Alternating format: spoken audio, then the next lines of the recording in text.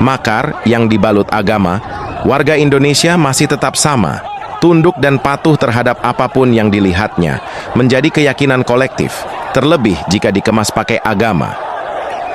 Sangat picik ketika pengkhianatan terhadap negara mencoba berlindung di balik pembenaran sejarah ini dan sejarah itu demi memuluskan ambisi memisahkan diri. Sejarah mana yang merestui penghancuran rumah sendiri? Mengolah-olah penderitaan masa lalu untuk merobek masa depan bersama bukanlah perjuangan, melainkan manipulasi sejarah yang tidak bertanggung jawab.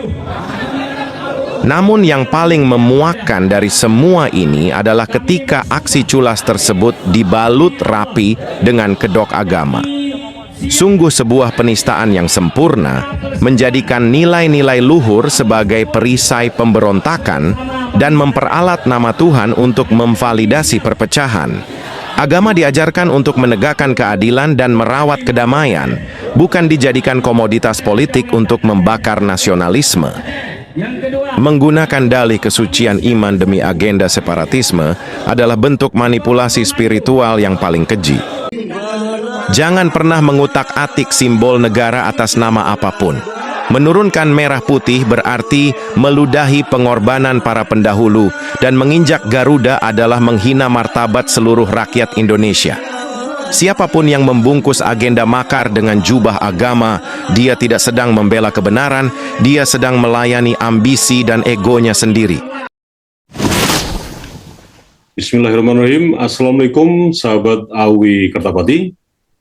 Hari ini di samping saya ada narasumber dari Dewan Kerajaan Kesultanan Adat Nusantara.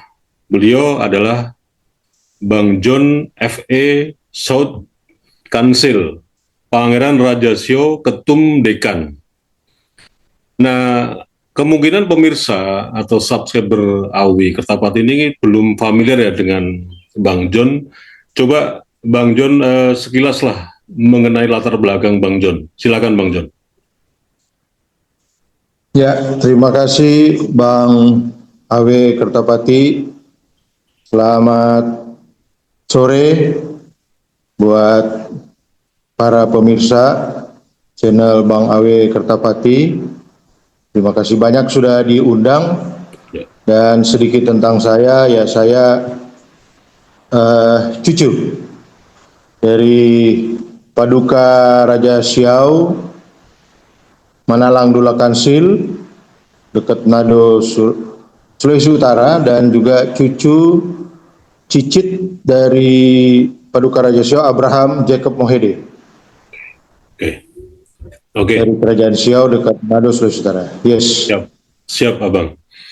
Nah, saya tadi dikirim tulisan panjenengan tentang negara federal. Yang ini kemungkinan pas sekali dengan momennya kemerdekaan RI yang ke-81. Terjadi banyak peristiwa-peristiwa yang memang akhir-akhir ini itu sangat-sangat memilukan lah di negara kita. Terjadi demo, terjadi penurunan bendera, kemudian diganti dengan bendera lain dan seterusnya. Nah, saya ada 5 pertanyaan Bang John. Yes, Bang Awi. Ya, bisa jenengan jawab satu persatu. Nah, kalau untuk membasmi raja kecil atau melegalkan feodalisme baru, nah, jika desentralisasi saat ini saja menghasilkan ratusan kepala daerah yang berubah menjadi raja-raja kecil, tersangkut korupsi, nah, apakah mengembalikan kekuasaan ke sultan atau raja lokal secara bergilir ini benar-benar memberantas korupsi, atau justru melegalkan dinasti feodal yang semakin sulit disentuh hukum, Bang? Jadi Bang Awi bisa memberantas korupsi, bisa mengurangi korupsi jika cucu cicit anak Raja Sultan Nusantara ini dikasih posisi yang proporsional, kayak di Malaysia. Malaysia itu kan negara federal, ada banyak sultan-sultan dikasih posisi yang proporsional kan, kayak Pangeran Charles, Raja Inggris ya kan, Ratu Elizabeth. Jadi kombinasi antara Amerika yang sudah 250 tahun merdeka dan Malaysia. Baik. Yang kita sudah lihat ya, mata uang ringgit Malaysia lebih kuat dari mata uang rupiah Indonesia kan. Harus proporsional, dan ini Raja Sultan Nusantara ini anak cucu cicitnya harus diteliti juga keasliannya, silsilahnya, iya kan, tes DNA. Baik. Karena kesuksesan seseorang itu 50% dari turunan, 50% pergaulan.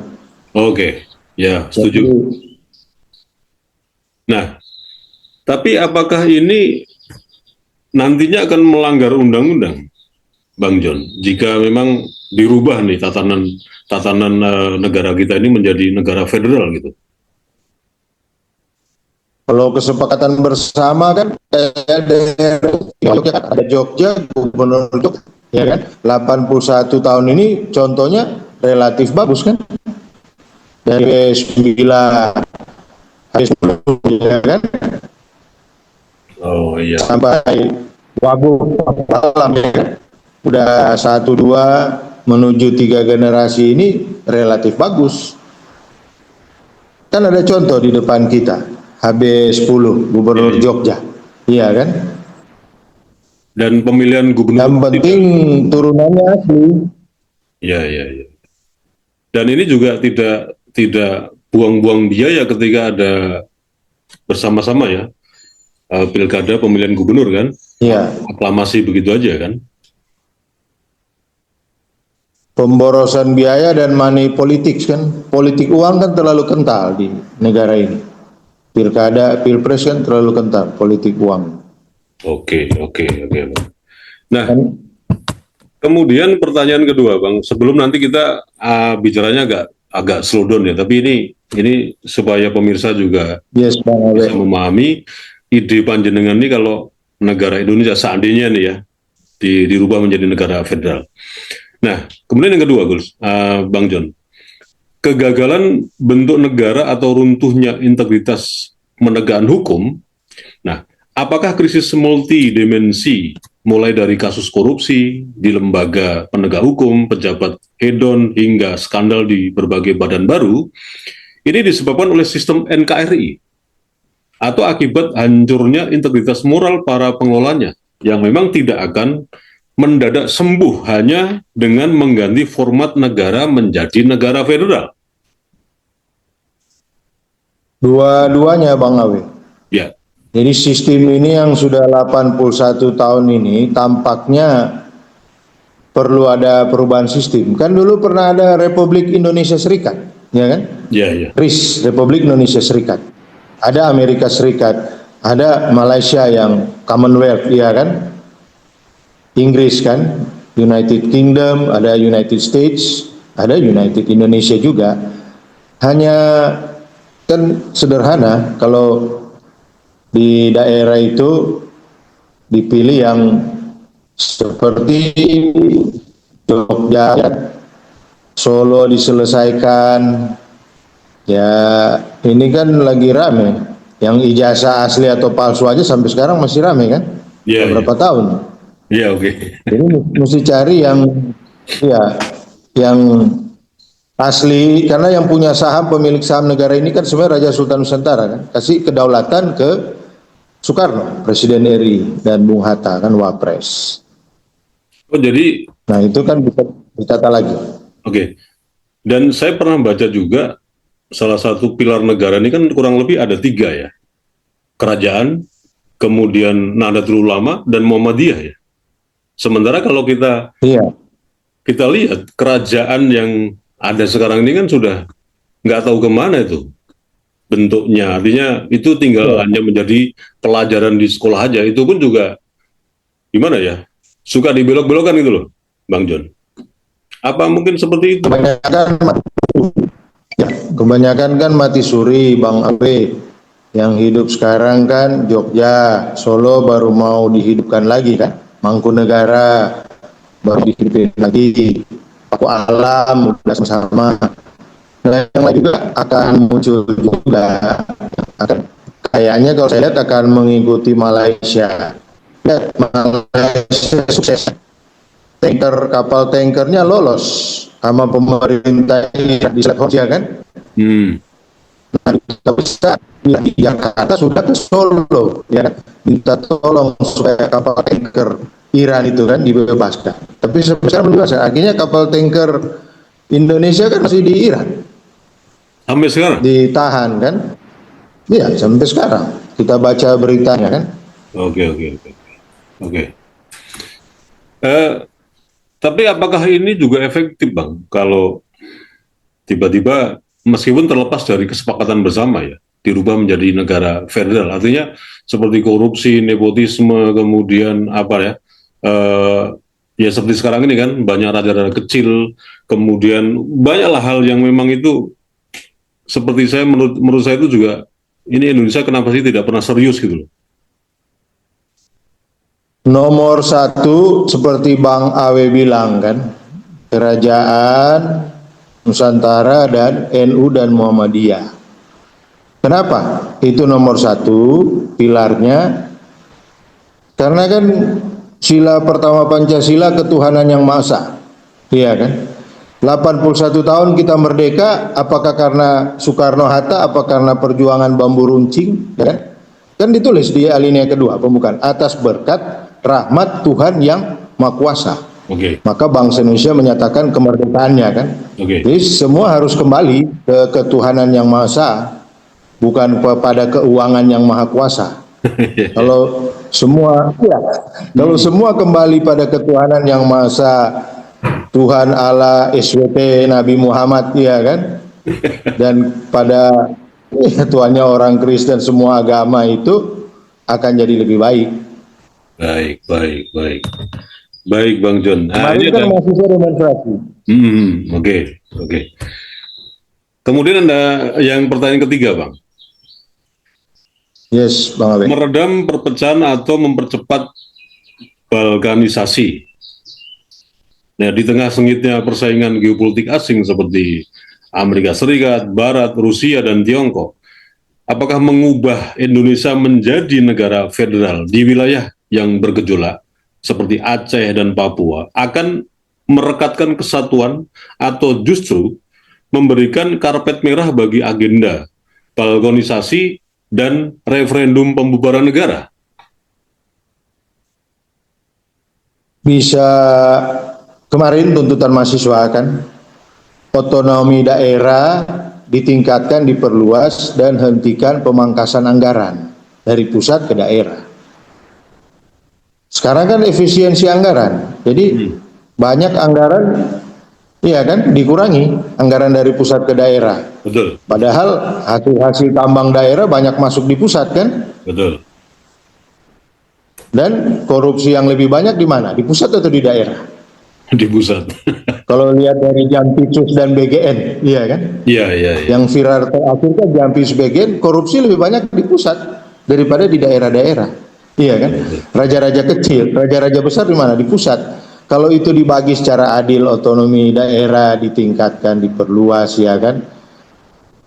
Hentikan itu efisiensi anggaran, ya jadi berdaulat, adil makmur, daerah-daerah kan, provinsi-provinsi, Aceh, Papua, ya kan? Dan penegakan hukum harus, walaupun dia asli silsilah Raja Sultan Nusantara, tapi kalau dia melanggar hukum, ya harus hukum ditegakkan. Jangan tebang pilih, Bang Awe. Kalau sekarang kan kayak ada tebang pilih kan. Oh, jadi penegakan hukum. Yang dimaksud Bang John itu semua hasil dari wilayah-wilayah seperti provinsi katakanlah ya, itu tidak menyetor ke pusat ya? Dibagi adil lah, ada sekian persen ke pusat, sekian persen di daerah untuk rakyat daerah itu kan, masyarakat daerah itu. Tapi kalau tidak seimbang juga terlalu banyak untuk pusat kan, PRRI Permesta kan tuntutannya itu. Artinya selama ini pemberontakan. Semua setor ke pusat ya selama ini, hasil pajak, hasil semua. Iya, banyak tambang. Terus kayaknya lebih banyak dibalikin lagi ke daerah tapi tidak sesuai ya. Iya, Nah, tapi apakah begini, kurang atau tapi yes. begini Bang John, misalkan kayak Jogja, Jogja kan nggak punya sumber alam apa-apa. Ini bagaimana kalau misalkan mengandalkan pendapatan daerah sendiri, kan tambang nggak ada, industri juga nggak Iya. signifikan, hanya ditopang oleh dunia pariwisata. Ini seperti apa nih, Bang John? Misalkan ya. Ya, Jogja is the second of Bali. Bali kedua kan Jogja, iya kan? Hmm, Tapi Bali Jogja relatif berdaulat adik makmur, iya kan? Relatif berdaulat adik makmur. Kurang kayak di Aceh dan Papua kan, yang lebih bergejolak, Bang Abe kan? Sama kayak bupati-bupati dia naikin pajaknya kan? Dia naikin pajaknya, dia menikmati KPK kan, karena mau cari kepala dinas harusnya bupati ini yang sudah ditahan KPK kan, itu kan sama-sama di Jawa contoh yang bagai langit dan bumi kan,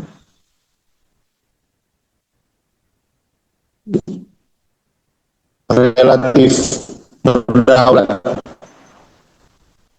adil makmur nih Jogja, walaupun sederhana Bang Abe, kan ini contoh dari dalam Indonesia, Nusantara sendiri, dan Malaysia dan Amerika, dan kan banyak juga negara federal.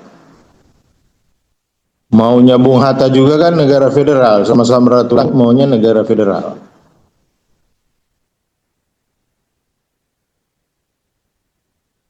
Kedengaran suara, Bang Awe suaranya nggak kedengaran. jadi kalau sekarang ini menurut Bang John memang Yes. pemerataannya itu tidak merata betul ya. Tidak adil, makanya ada yang terlalu makmur. Mahatma Gandhi bilang, pada saat sedikit orang kaya menjadi terlalu kaya makmur sejahtera, pasti banyak orang miskin makin miskin, ya kan? Oh, Kalau kesenjangan makin melebar, ya rusuh di muka mata kita kan. betul betul betul betul. Oke oke. Lebih dari 98 sama 28 Agustus tahun lalu, Bang Ali, Hmm. kalau kita ada perbaikan kan, Ya ya. pembenahan dari pemerintahan sekarang. Oke. Nah ini pertanyaan berikutnya soal demo mahasiswa ya. Yes. Aspirasi mahasiswa versus restorasi monarki regional. Gerakan demonstrasi mahasiswa menuntut transparansi, kesetaraan ekonomi, dan pemberantasan korupsi tanpa pandang bulu. Bagaimana gagasan mengembalikan tahta raja atau sultan bisa selaras dengan aspirasi generasi muda yang secara mendasar menolak privilege, kelahiran, dan politik dinasti? Seakan-akan kan bertentangan ini aspirasi mahasiswa yang saya baca tadi 8 tuntutan mahasiswa BEM UI Universitas Indonesia, salah satunya adalah menolak KKN, korupsi, kolusi, nepotisme. Kalau raja itu kan ya tampaknya agak nepotisme kan, dari HB9, HB10 ya kan, lalu akan ke putri sulungnya kan. Tapi kalau integritas moralnya lebih baik, iya kan. Dia juga anti, iya kan, Raja Malaysia mana yang dirawat? Perdana Menteri Malaysia atau Raja Malaysia? Masing-masing ada proporsi daulatnya. Karena ini kan menghormati Nusantara sendiri kan. Baik. Adat budaya Nusantara sendiri. Kita kombinasikan dengan negara federal Malaysia dan Amerika Serikat. Begitu. Dan kita pelajari bersama ini. Bang John melihatnya memang kalau ini negara menjadi federal, kemudian kerajaan-kerajaan di Nusantara ini dihidupkan kembali untuk mengelola daerahnya masing-masing. Bang John punya persepsi bahwa moral dari raja-raja itu dan keturunannya itu lebih baik dengan sekarang ini adanya DPR, adanya macam-macam lah, adanya ormas bahkan ya. Begitu Bang John. Ya kalau Raja Sultan asli turunannya, kan ini bibit bobot-bobot. Ya. Kalau bibitnya bagus, bobotnya lebih berbobot daripada yang tahun lalu anggota DPR yang anggaran naik udah nari-nari kan. Akhirnya rumahnya dijarahkan. Baik. Rumahnya dijarah. Kalau Raja Sultan asli loh, ini kan ada yang suang.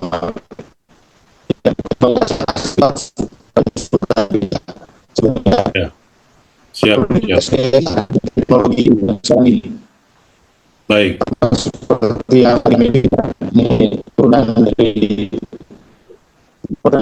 turunan semua ini kan. Iya. Baik Bang John ya. Baik. Kita dibatasi waktu ya, Bang John. Nah, tapi ini pertanyaan terakhir nih, singkat saja.